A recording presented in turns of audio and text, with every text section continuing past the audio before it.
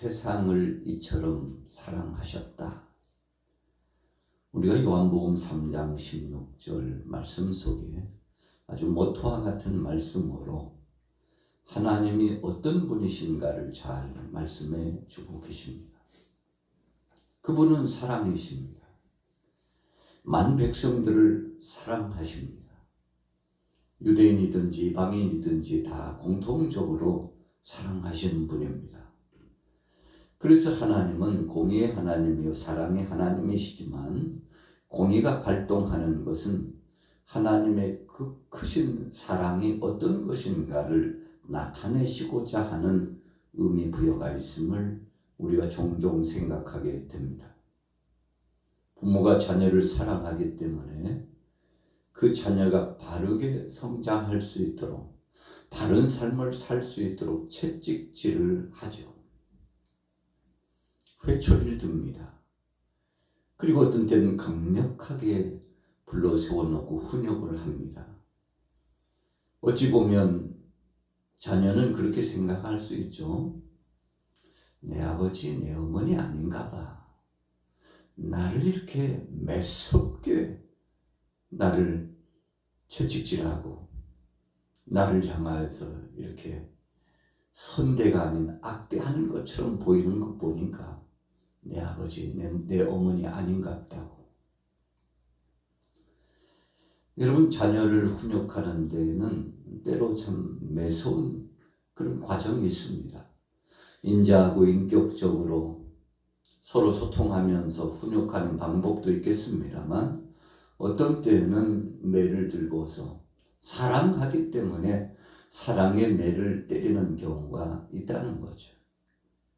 그래서 성경에도 하나님께서 사랑하시는 자에게 매를 드신다고 했습니다. 채찍하신다고 했습니다. 그리고는 바르게 그 자녀가 하나님 앞에서 겸비한 믿음을 갖고 살아갈 수 있도록 하신다는 거죠.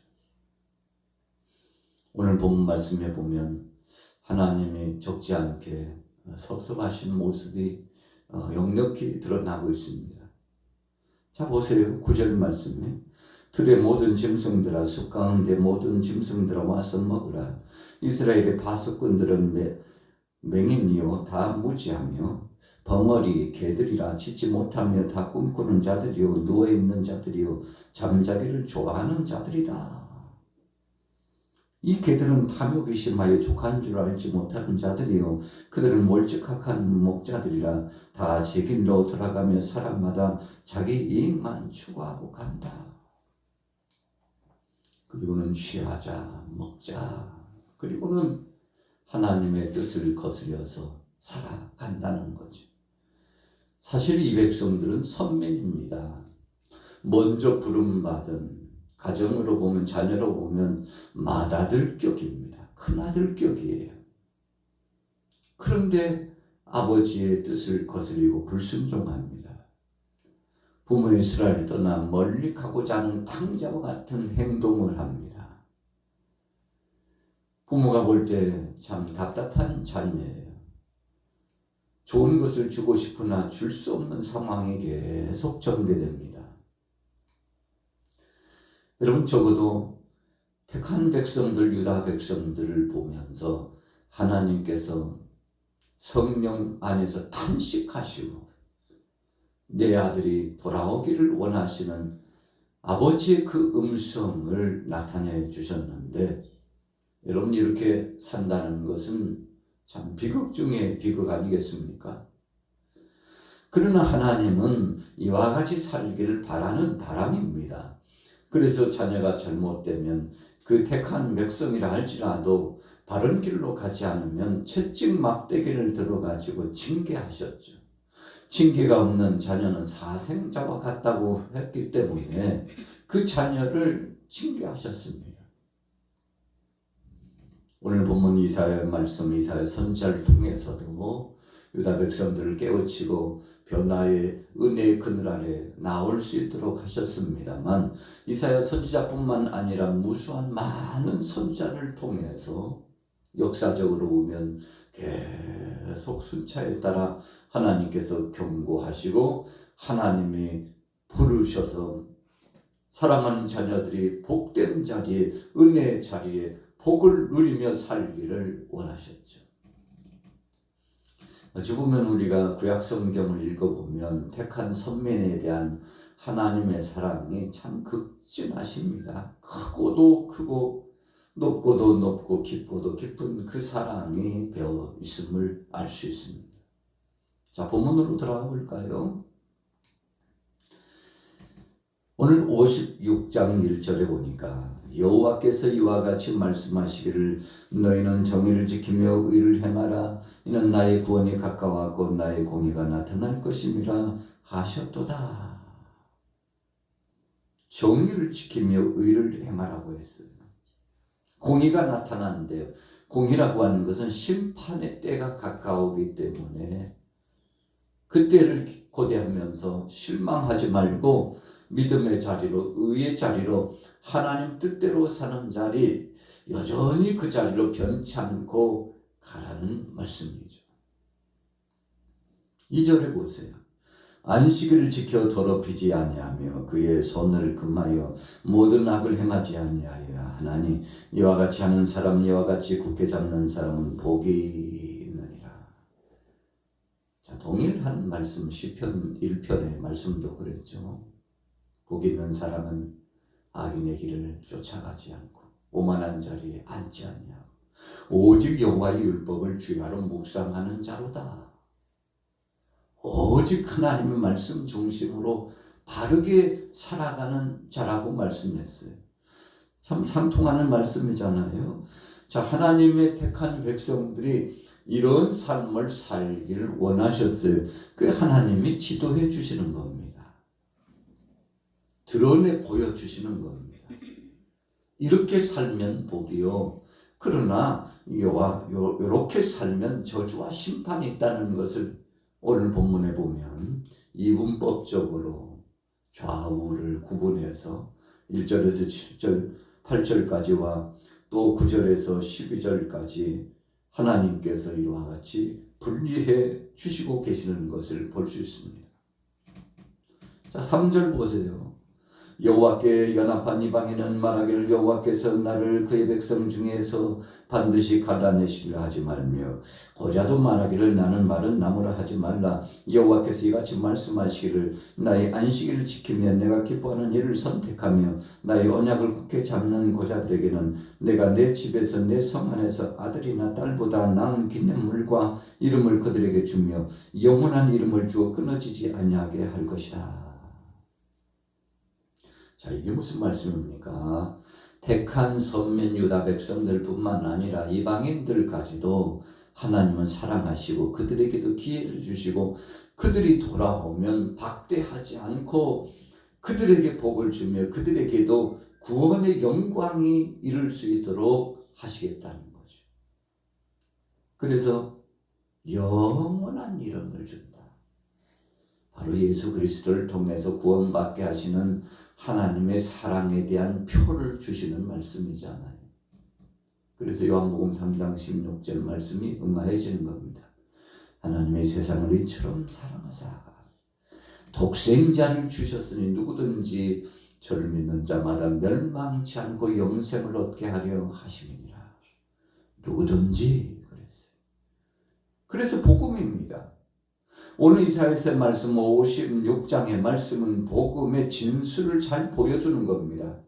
누구를 막론하고 하나님께 천부의 의지 없어 손들고 나오면 구원의 반열, 영광스러운 복된 반열에 누리며 살 수 있도록 해 주시겠다는 것이죠. 자, 5절로 넘어가 봅니다. 같이 읽어볼까요? 56장 5절 시작. 내가 내 집에서 내 성 안에서 아들이나 딸보다 나의 기념물과 이름을 그들에게 주며 영원한 이름을 주어 끊어지지 아니하게 할 것이며 또 여호와와 연합하여 그를 섬기며 여호와 이름을 사랑하며 그의 종이 되며 안식일을 지켜 더럽히지 아니하며 나의 언약을 굳게 지키는 이방인마다 내가 곧 그들을 나의 성산으로 인도하여 기도하는 내 집에서 그들을 기쁘게 할 것이며 그들의 번제와 희생을 나의 제단에서 기꺼이 받게 되리니 이는 내 집은 만민이 기도하는 집이라 일컬음이 될 것이니라. 하나님은요 사랑이십니다. 그래서 이어지는 8절에서도 쫓겨난 자라 할지라도 다시 불러낸다 그랬어요. 바벨론의 포로로 잡혀간 70년 동안 참 애답고 마음 아프고 고통스러웠죠. 다니엘을 비롯한 선지자들은 계속 백성들에게 소망과 비전을 심어줬습니다. 물론 하나님이 말씀을 주셨죠. 약속을 주셨기 때문에 그렇게 한 겁니다. 마침내 때가 되면 어떻게 됐나요? 본토로 하나님이 불러들이셨어요. 외세 침략에 의해서 노략질 당하고 멀리 슬퍼 낭망하면서 눈물을 흘리면서 붙잡혀 갔는데 참 한많은 세월을 지냈죠. 마음 아픈 고통스러운 시간을 보냈습니다. 그런데 이제는 하나님이 때가 되면 불러주셨어요. 부족함에도 불구하고 불러내 주셨어요. 구원해 주셨어요. 우리 사람들이 행한 의의 범위로 보면 너무너무 미달해요. 우리가 행위적으로 구원받는 자가 없다는 것은 그런 뜻입니다. 아무리 충성하고 잘했다 할지라도 우리는 하나님이 달아보시는 저울에 측량줄로서 달리면 부족해요. 기울기가 기울어져요. 그때 예수님께서 너무너무 기울어지는 그 저울에 손을 떡하니 올려주십니다. 기울기가 맞아요. 주님의 사랑의 손길을 얹혀주셔요. 주의 이름을 거기에다가 보태주셔요. 아버지여, 제가 바로 저를 위하여 십자가상에 못 박여 죽으셨잖아요. 이런 변호사 되신 예수님의 변호하시는 말씀이 임하면 그 즉시 반전이 됩니다. 우리가 천국문에서 들어가려고 할 때 문지기가 당신 누구요? 여기는 아무나 들어가는 곳이 아니라 예수 그리스도 그분의 이름을 믿고 앙망하고 그분을 모셔야 들어간다고. 그 증거를 보여달라고. 여러분 바로 그러면 우리가 신앙을 고백하고 사랑의 주님이 나의 주님이요 나를 위하여 대신 죽어주셨음을 감사하고 감격하고 영광을 돌리며 고백해야 되지 않겠습니까? 그러면 옆에 계셨던 예수님께서 그렇죠. 내가 저를 위하여 죽었습니다. 아버지여 그러니 저를 용서하시는 것이 마땅하고 저도 이 영광스러운 자리에 동참하는 것이 마땅한 줄로 아래요. 변호사 되신 예수님께서 다 막아주시고 죄가 드러나면 덮어주시고 부족하면 얹혀서 힘이 되어주시고 여러분 이렇게 해주시는 긍휼하심 하나님의 사랑이 있다는 겁니다. 오늘 그래서 이사야 56편의 말씀은 모든 자들을 모아주시고 회복해 주시겠다는 것입니다.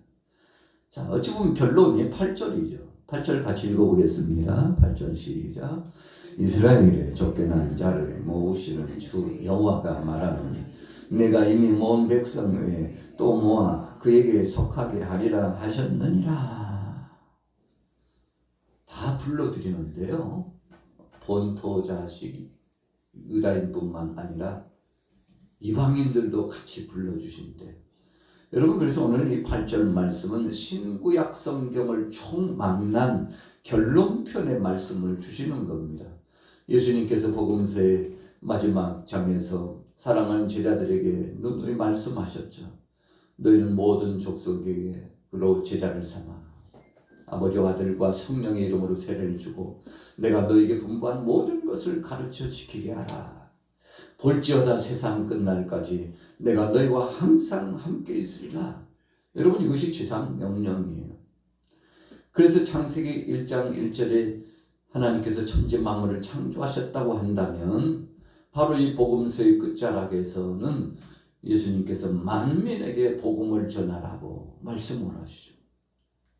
그리고는 마침내 요한계시록 21장과 22장에 새 하늘과 새 땅을 이루고 처음 하늘과 처음 땅이 사라지고 눈물도 탄식도 한숨도 질병도 죽음의 역사도 다시는 잊지 않고 새로운 피조물이 됐다는 사실을 말씀해 주고 있지 않습니까?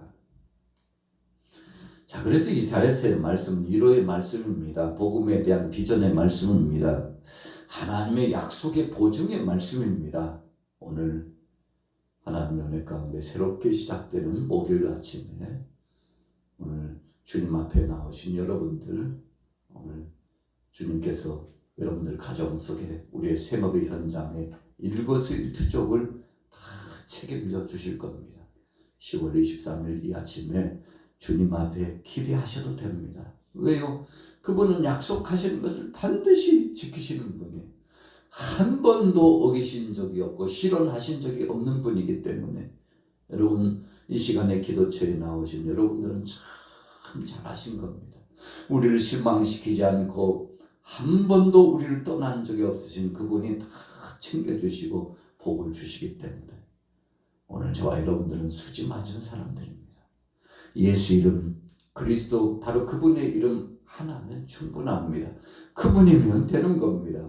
오늘 하루도 주님 은혜 가운데서 기적을 체험하고 살든지 죽든지 주님 뜻대로 산다는 이 소망과 비전으로 끝까지 승리하고 마귀를 물리치고 우리 안에 도전해오는 유혹도 깨트려버리고 새 마음으로 믿음으로 승리하시기를 예수님의 이름으로 축원합니다.